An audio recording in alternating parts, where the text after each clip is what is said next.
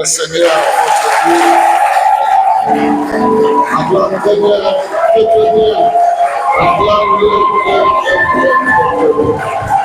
Il mérite des acclamations. La louange et l'honneur, c'est à lui. La magnificence, c'est à lui. L'éternité, la l'éternité,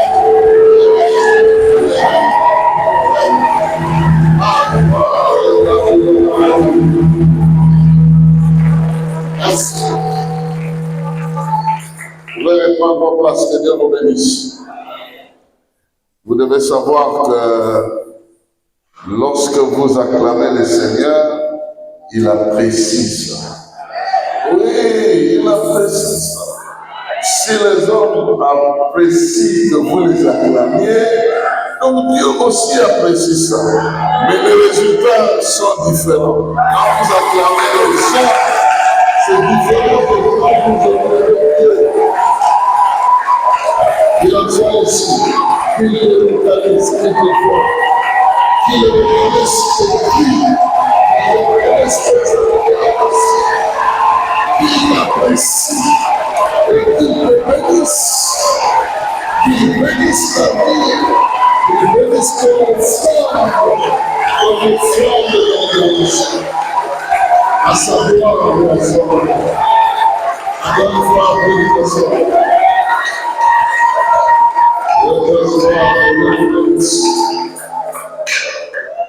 C'est très important de le faire de tout cœur. Parce que Dieu sait que celui qui m'acclame là, il a un problème.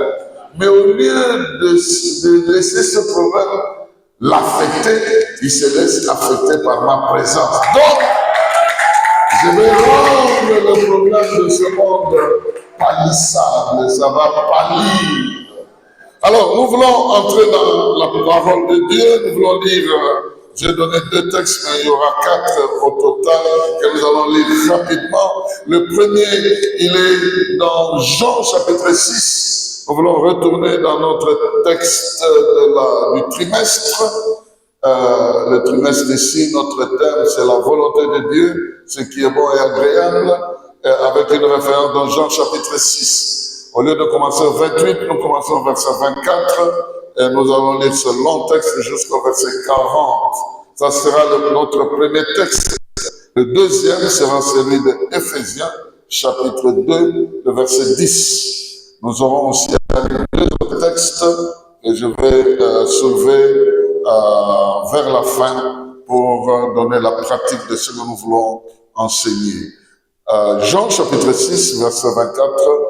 À 40, nous lisons ici dans la Bible du Semeur. J'ai la version Bible du Semeur, je ne sais pas quelle version nos amis ont. Il est dit, quand les gens virent que Jésus n'était pas là, et ses disciples non plus, ils montèrent dans ce bateau pour aller à Capernaum à la recherche de Jésus. Ils le trouvèrent de l'autre côté du lac et lui demandèrent, Maître, quand est-ce que tu es venu ici? Jésus leur répondit, vraiment, je vous l'assure, vous ne me cherchez pas, vous me cherchez. Ce n'est pas parce que vous avez compris l'essence de mes signes miraculeux, non. C'est parce que vous avez mangé du pain et que vous avez été rassasiés. Travaillez, non pour la nourriture périssable, mais pour celle qui dure pour la vie éternelle. Cette nourriture, c'est le Fils de l'homme qui vous la donnera, car Dieu le Père lui a accordé le pouvoir en le marquant de son sceau. Et que nous donnerons, et que devons-nous faire pour accomplir les œuvres de Dieu? Que devons-nous faire pour accomplir les œuvres que Dieu attend de nous, lui demandait-il. L'œuvre de Dieu, lui répondit Jésus, c'est que vous croyez en celui qui l'a envoyé. Sur quoi il lui dit, qu'est-ce que nous feras-tu voir pour que nous puissions croire en toi? Que vas-tu faire? Pendant qu'il traversait le désert, nos ancêtres ont mangé la manne. Comme le dit ce texte de l'Écriture, il leur donna à manger un pain qui venait du ciel. Mais Jésus leur répondit, vraiment, je vous l'assure, ce n'est pas Moïse qui vous a donné le pain du ciel, c'est mon Père qui vous donne le pain du ciel, le vrai pain, car le pain qui vient c'est celui qui descend du ciel et qui donne la vie au monde. Seigneur, dit-il alors, donne-nous toujours de ce pain-là. Et Jésus répondit, moi, je suis le pain qui donne la vie. Celui qui vient à moi n'aura plus jamais faim. Celui qui croit en moi n'aura plus jamais soif. Mais je vous l'ai déjà dit, vous avez vu, et vous ne croyez pas. Tous ceux que le Père donne viendront à moi, et je ne les repousserai pas. Je ne repousserai pas celui qui vient à moi. Car si je suis descendu du ciel, ce n'est pas pour faire ce qui me plaît, mais pour accomplir la volonté de celui qui m'a envoyé. Or, celui qui m'a envoyé, je ne perde aucun de ceux qu'il m'a donné, mais que je les ressuscite au dernier jour. Oui, telle est la volonté de mon Père, que tous ceux qui tournent leur regard vers le Fils et qui croient en lui possèdent la vie éternelle, et moi, je les ressusciterai les derniers jours. Quelqu'un dit bien Amen. Vous pouvez reprendre vos places, que Dieu vous bénisse, et surtout qu'il bénisse sa parole que vous recevez en ce jour. Le sous-thème que nous voulons exploiter ce matin, comment accomplir l'œuvre de Dieu. Comment accomplir l'œuvre de Dieu. Parce que dans le texte que nous venons de lire, il y a une discussion importante entre les Juifs et Jésus-Christ. Cette discussion fait suite d'un miracle que Jésus venait de faire. Il avait 5 pains et 2 poissons. Il a nourri 5000 personnes. Ah, c'était extraordinaire. Les gens se sont rendus compte qu'avec ce monsieur, si vous vous attachez à lui, vous n'aurez plus faim. Vous n'aurez plus faim. Donc, même si vous ne travaillez pas, même si vous êtes malade, même si vous avez des problèmes, mais quand il est là, il aura toujours une solution. Il vient de guérir les malades. Il a nourri autant de personnes ici. En tout cas, il faut s'attacher à lui. Quand Jésus a fait ce miracle, il a disparu. Il est allé à Capernaum. Capernaum, jusqu'aujourd'hui, si vous allez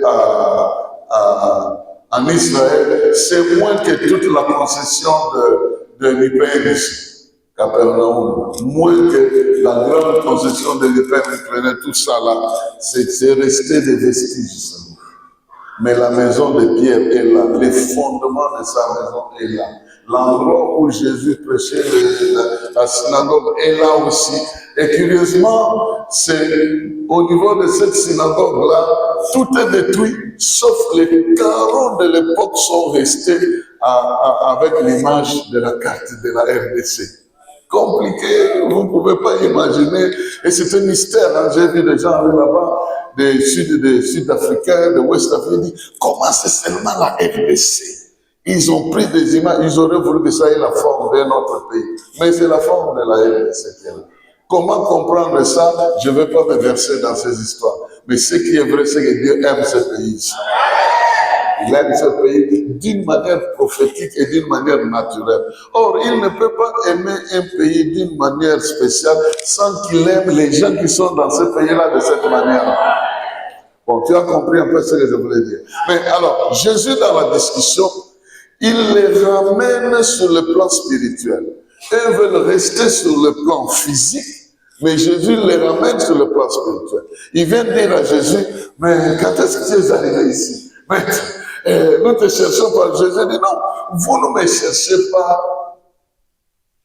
parce que vous avez compris le sens de ce que je vous ai fait, mais vous êtes resté sur le plan physique. Vous avez mangé du pain, vous êtes rassasié. Mais ce miracle que j'ai fait, c'est pour vous amener à croire en moi dans une autre dimension. Mais vous n'avez pas cru en moi. On dirait que j'ai fait un travail pour rien.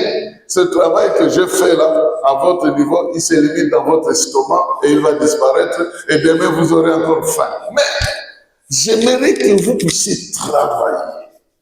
Pas pour les choses qui périssent, mais pour des choses impérissables. Pour un niveau, ce que vous avez mangé qui a disparu, jamais en spirituel, quand vous mangez ça, vous n'aurez plus jamais faim. Il est en train de les ramener au niveau spirituel. Et eux vont poser la question, mais pour que nous croyions en toi à ce niveau-là, tu dois nous aider à faire un miracle.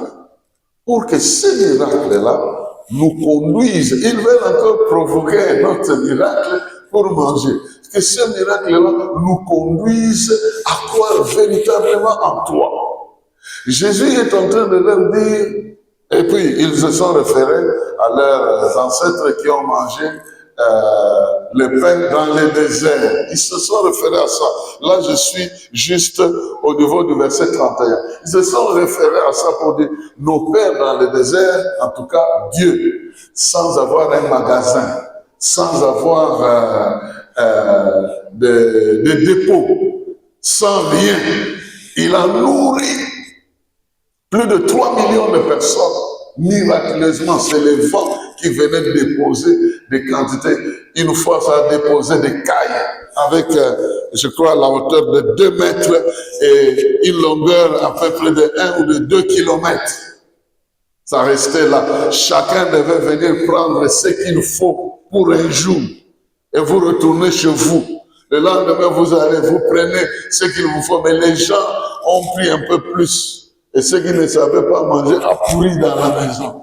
Entre autres, ce que Dieu leur avait réservé était toujours là. Vous pouvez comprendre un peu le niveau de notre confiance que nous avons. Jésus leur dit, c'est pas Moïse qui vous a donné. Moïse, comment il pouvait nous? Mais Dieu dans le ciel a posé cet acte-là. Mais aujourd'hui, vous n'avez pas besoin de cette manne-là parce que du ciel est venu quelqu'un qui a une capacité de nourrir votre vie jusqu'à l'éternité.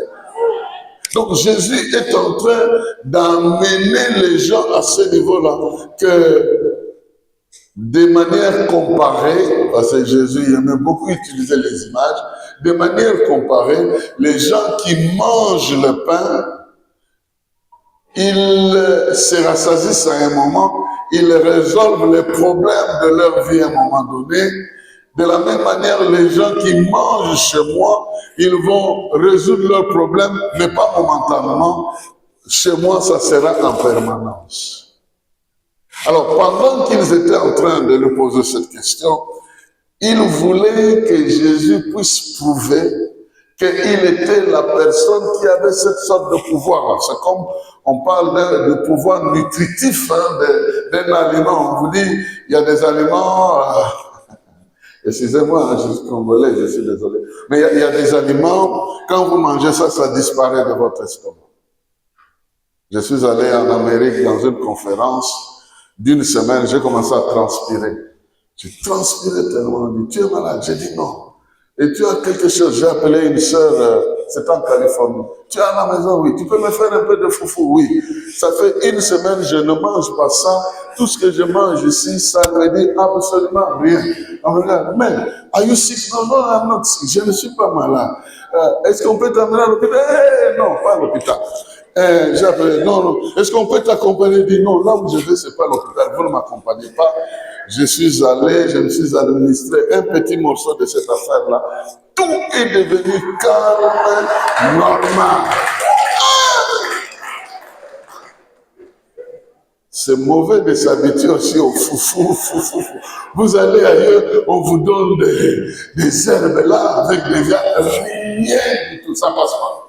Alors, je suis rentré et dit, you're looking good. Je dis, oui, c'est bien. Mais qu'est-ce qui s'est passé? J'ai pris le produit. Mais est-ce que tu peux nous donner le revenir? Non, ça ne se prescrit pas, c'est pas normalement. Donc c'est pour dire qu'il y a des qualités de nourriture, quand vous le prenez selon vos dispositions. Tenez très bien. Selon vos dispositions, ça va vous accompagner. Mais il y a des nourritures, quand vous prenez, selon les prédispositions de votre corps et de vos habitudes, ça ne marchera jamais. Vous pouvez prendre autant de quantités. Alors, Jésus est en train de dire ici qu'il est le véritable pain qui est venu dans ce monde et il donne la précision. Ça, c'est au verset 27. Il est dit travailler, non pour la nourriture périssable, mais pour celle qui dure pour la vie éternelle. Cette nourriture, c'est le Fils de l'homme qui vous la donnera. Pourquoi? Dieu le Père lui en a accordé le pouvoir en les marquant de son sceau. Donc Dieu le Père a donné le pouvoir à Christ de nourrir la vie de l'homme de manière éternelle. Donc quand tu viens en Christ, il a été doté de la capacité de garder ta vie jusqu'à l'éternité. Alors, maintenant, Jésus prend l'aspect de la nourriture. Il dit, vous cherchez le pain, c'est moi qui suis le pain. Maintenant, si vous croyez en moi, vous êtes semblable à celui qui mange le pain physique. Mais vous, au niveau spirituel, mutatis mutandis, ce que la nourriture fait dans le corps biologique, Jésus le fait dans notre esprit. Il apporte une sorte de nourriture dans notre esprit. Je vais y arriver tout de suite là, mais je vais terminer ici en disant que maintenant ils comprennent que Jésus veut leur dire qu'il faut croire en moi pour que vous ayez cette qualité de vie-là. Ils ne sont pas allés loin, ils nous ont posé la question, dites-nous seulement comment nous pouvons faire l'œuvre de Dieu. Parce que nous pensons que si nous travaillons, tu as dit travailler pour une nourriture. Donc, si nous faisons le travail que Dieu apprécie, ça va nous suffire. Et Jésus les ramène au verset qui nous concerne. Il dit, l'œuvre de Dieu, c'est de croire en moi. Ici, c'est très fondamental. Jésus est en train de dire que celui qui croit en moi est en train de faire l'œuvre de Dieu. Hein? C'est ça. Retournons ici. Et c'est très fondamental, c'est le verset 29. Oubliez tout ce que je vais vous dire, mais retenez ceci. Jésus dit, l'œuvre de Dieu, leur répondit Jésus, c'est de croire ce que vous croyez à celui qui l'a envoyé. Qui? Jésus-Christ. Maintenant, je vais expliquer. Et là, le thème de notre message, je dis, comment allons faire cette œuvre de Dieu? Comment on doit faire l'œuvre de Dieu? Comment croire en Jésus est l'équivalent de faire l'œuvre de Dieu? C'est très important. Je vais donner 3 réponses. La première réponse, c'est une responsabilité personnelle, mais une responsabilité vitale. Cela se réfère à la nourriture, parce que Jésus compare la foi en lui comme quelqu'un qui est en train de se nourrir. Vous voyez, la nourriture a au moins 3 rôles. Je n'entre pas dans les détails. Le premier rôle de la nourriture, c'est de vous donner de l'énergie. Celui qui ne mange pas n'aura pas d'énergie. Et Jésus veut dire que si tu crois en lui, tu auras la force qu'il te faut. Chaque fois que tu seras devant un problème, au lieu de penser, comme on nous a chanté ici, le monsieur là de 38 ans, au lieu de penser qui pourra m'enlever dans cette situation, la force est en Christ. Je dois croire à tout instant que devant ce problème, il me donnera la force. Devant ce problème, il relèvera ma tête. Devant ce problème, il fera ceci. Quand nous croyons en Jésus, à tout moment que nous sommes affrontés devant un problème, nous recevons de l'énergie comme quelqu'un qui a mangé. Est-ce que quelqu'un est en train de me suivre? Et ce que tu fais là, c'est ta part de faire l'œuvre de Dieu. Donc, tu es en train de croire en Jésus pour que l'œuvre de Dieu s'accomplisse dans ta vie convenablement. Toi, tu crois et lui remplit ta foi de la démonstration de ce que tu espères en lui. Alors, je voudrais dire à quelqu'un qu'avec ça, tu vas marcher de victoire en victoire, de gloire en gloire. De la même manière, la nourriture te donne l'énergie. Et chaque fois que tu as besoin de force, tu retournes à boire ou à manger. Chaque fois que tu as besoin tu es démoralisé, tu es découragé. Mais chaque fois que tu penses à Jésus, à Jésus. Et je voudrais dire que je le prends comme l'aiguille et nous sommes le fil. Ce qu'il a fait, nous pouvons le faire.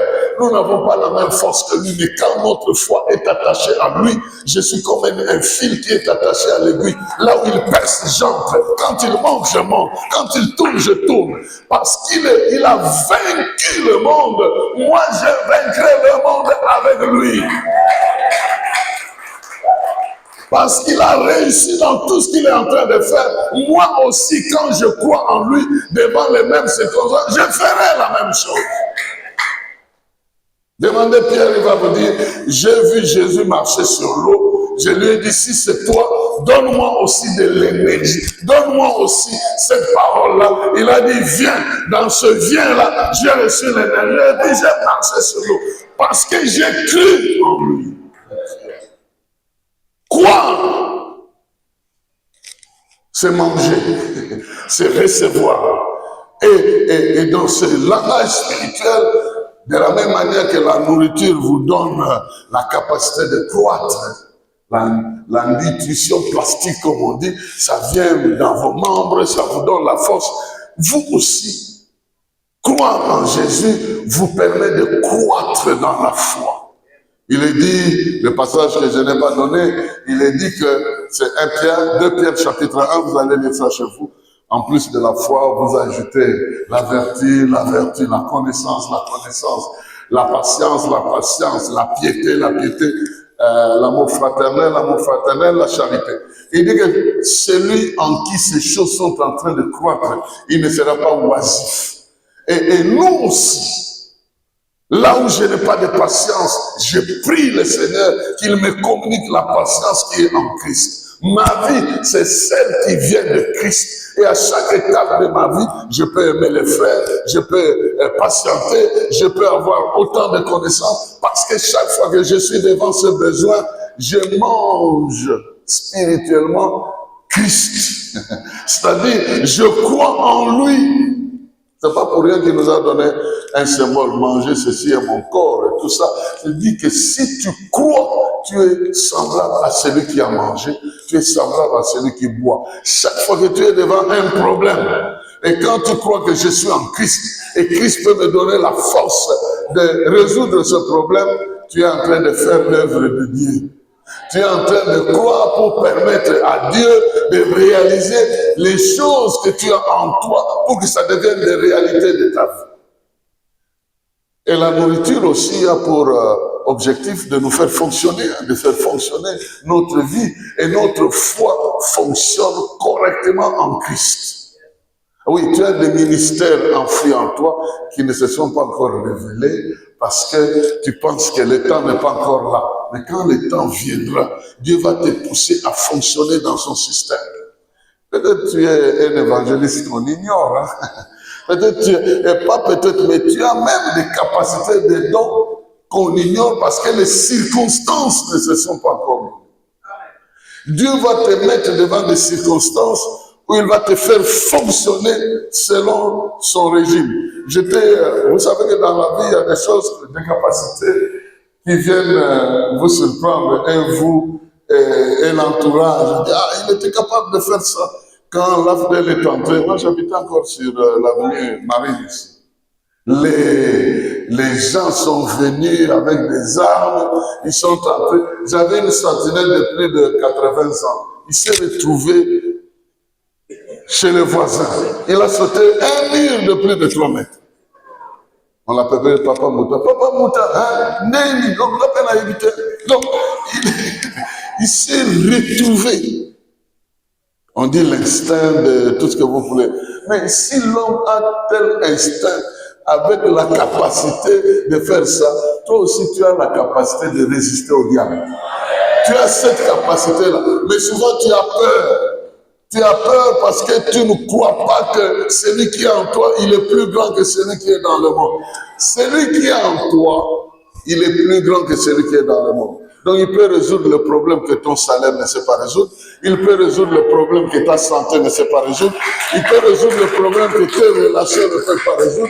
Il peut résoudre le problème que tes parents ne savent pas résoudre. Il peut résoudre le problème que ton intelligence ne peut pas résoudre. Il peut résoudre le problème que les limites de ta vie t'empêchent de réaliser. Et à cause de ça, tu peux croire en lui. C'est pourquoi il est écrit, rien n'est impossible à Dieu et tout est possible à celui qui fait quoi? À celui qui croit.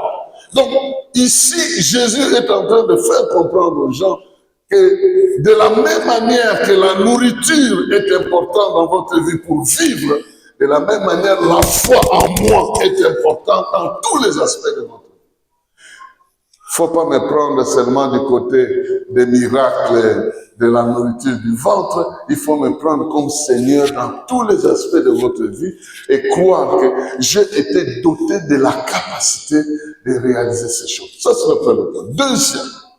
Deuxième aspect, c'est le verset d'Éphésiens que nous allons lire. Éphésiens chapitre 2, versets 8 à 10.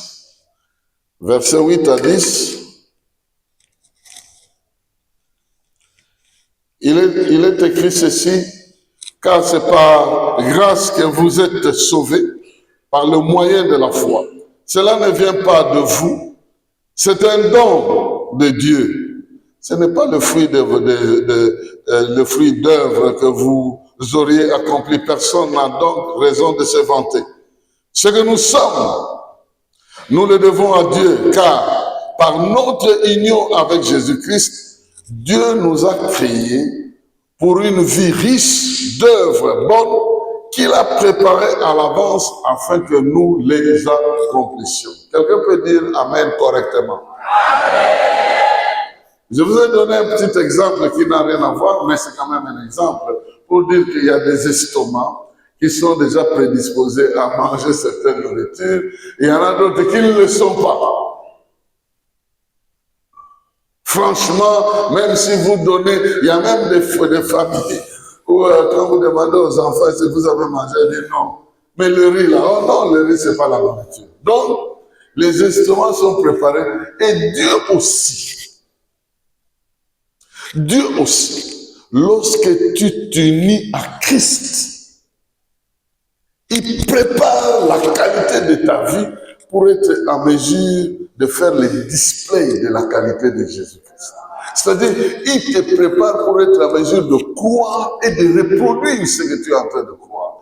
Il te prépare comme une scie capable de transmettre la voix, les images et tout ce qu'il y a. Il prépare ton esprit. C'est pourquoi nous sommes devenus de nouvelles créatures. Le monsieur que vous avez vu là, en train de marcher comme un malheureux, après avoir reçu Christ, il a des dispositions nouvelles. Il peut parler en langue, il peut guérir les malades, il peut transformer les choses autour de lui, parce que Dieu a fait une mise en place des capacités qui peuvent recevoir l'esprit et reproduire la vie de Jésus-Christ. Quelqu'un est en train de me comprendre que Dieu, en nous recréant en Christ, il a fait une mise en place en nous, en prédisposant des œuvres bonnes et riches que nous devons accomplir en Jésus-Christ. Ces œuvres-là se font par la foi. Donc quand tu crois en Jésus, tu fais la première étape de l'œuvre de Dieu et lui vient accomplir cela. Comme la Bible dit que Dieu marchait avec les apôtres pour accomplir les œuvres miraculeuses à partir d'eux, parce qu'eux croyaient. La foi est déjà la première étape, mais l'accompagnement de l'esprit vient te prédisposer à être capable même d'accomplir des miracles. La Bible dit que chacun exerce les miracles selon ou n'importe quel don, selon la dimension de la foi qu'il reçoit. Cette foi-là te permet de croire au-delà de ton intelligence. C'est pourquoi personne n'a le droit de se vanter. Il y a une combinaison de ce que nous appelons la grâce de Dieu et la foi de l'homme. La Bible dit que c'est par la grâce que vous êtes sauvés, mais au moyen de la foi. Et la grâce, c'est pas une simple faveur. La grâce, c'est l'intervention de Dieu dans les activités de l'homme.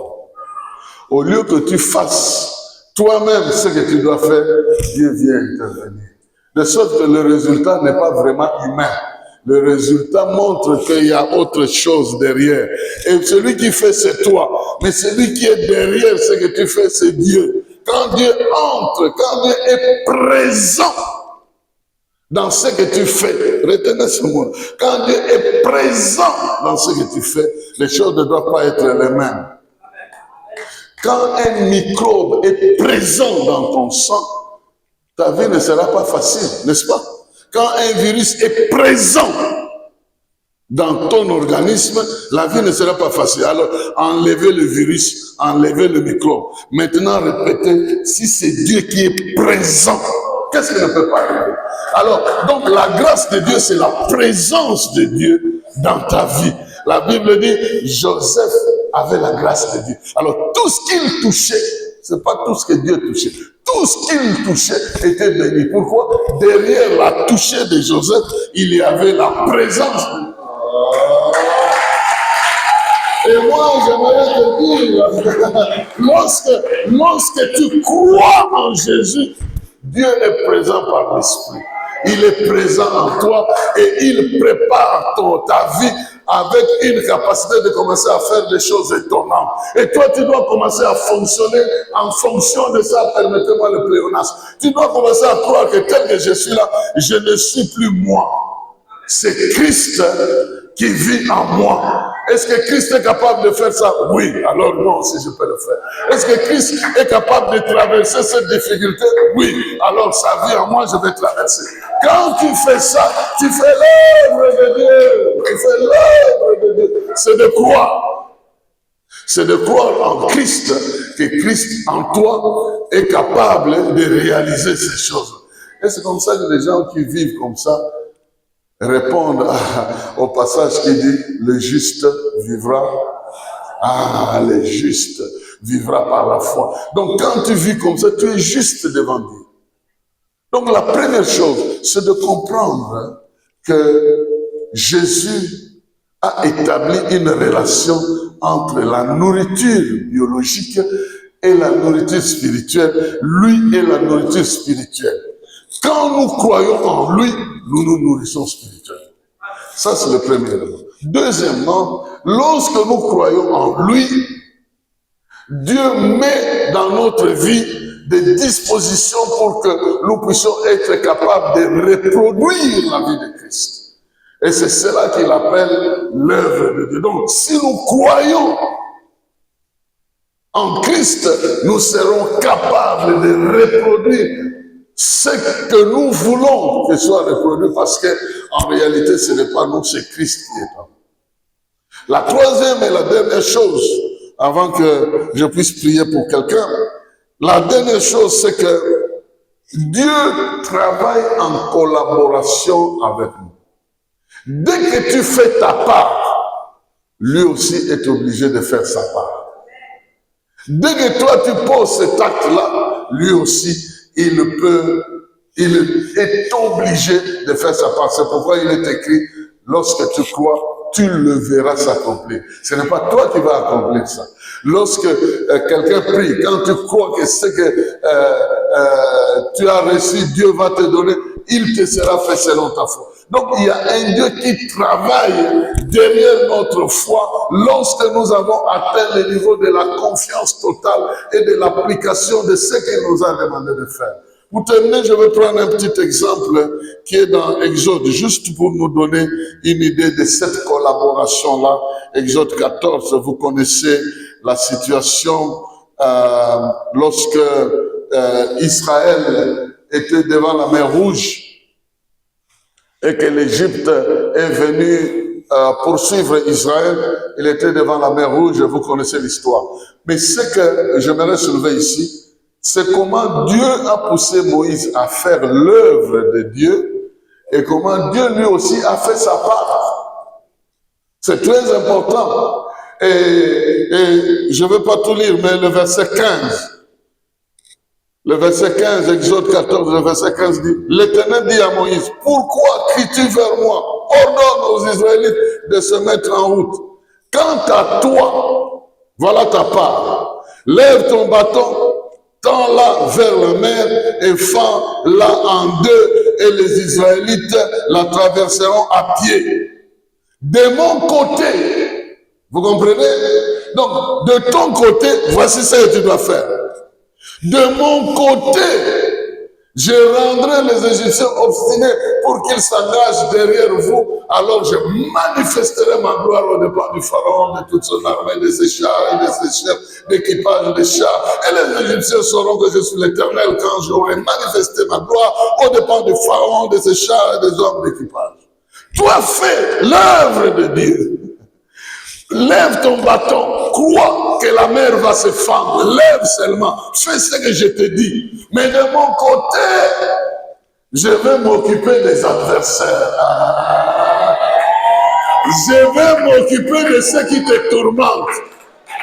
Si toi tu confesses la foi que je suis guéri de cette maladie, je suis guéri au nom de Jésus, en ce moment-là, Jésus s'occupe de la valeur, du pouvoir de cette maladie. Et qu'est-ce que vous voyez au verset 19? L'ange de l'Éternel qui marchait en tête du camp d'Israël passa derrière eux et la colonne de nuée s'est déplacée également de devant eux pour aller se tenir sur leurs arrières. Elle vint se placer entre les camps des Égyptiens et ceux d'Israël. Ce que je veux dire, c'est que quand Dieu a dit à Moïse, fais l'œuvre, Dieu n'était plus devant. Il est allé s'occuper des adversaires. Il est allé se placer entre les camps des Égyptiens. Je regarde le chef là-bas, je suis en train de regarder là. Il est allé se placer entre les Égyptiens et les Israélites. Il est allé se déplacer là. Il est allé se placer là. De ce côté-là, les Juifs sont en train de traverser. De l'autre côté, Dieu bloque l'adversaire. Et ça, je peux te dire une chose. Quand tu ne vois plus Dieu devant toi, c'est qu'il est derrière. Il s'occupe de tes adversaires. C'est qu'il est derrière. Quand tu ne le vois pas dans ta chambre pendant que tu pries, c'est qu'il est dans la chambre de ce sorcier-là qui t'emmène. Il est allé là-bas. Toi, ce que tu dois faire, fais l'œuvre de Dieu. Continue à croire. Même si je ne le vois pas, je sais qu'il est là, occupé. Parce que moi, je dois croire, je dois faire l'œuvre de Dieu en Jésus-Christ. Et quand je le fais, Dieu s'occupe des choses que je ne sais pas. Bien, que Dieu bénisse sa parole. Amen. Que Dieu bénisse sa parole. Et que Dieu bénisse sa parole. Nous allons tenir debout.